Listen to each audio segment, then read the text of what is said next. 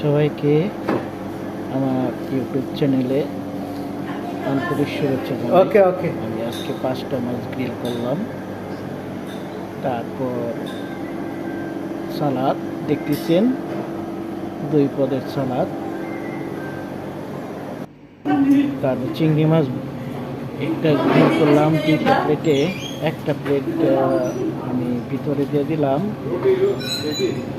আর আমার এই দেখেন গ্রিল হচ্ছে প্রায় শেষ প্রান্তে। 2টা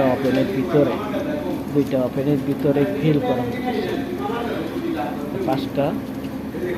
আর চিংড়ি মাছ আরও রান্না করতেছি। দেখেন চিংড়ি মাছ রান্না করছি, এটা আরাবিয়ান স্টাইলে চিংড়ি। এই যে গ্রিল করা শেষ, গ্রিলের নমুনা দেখুন, সেই স্বাদ হয়েছে।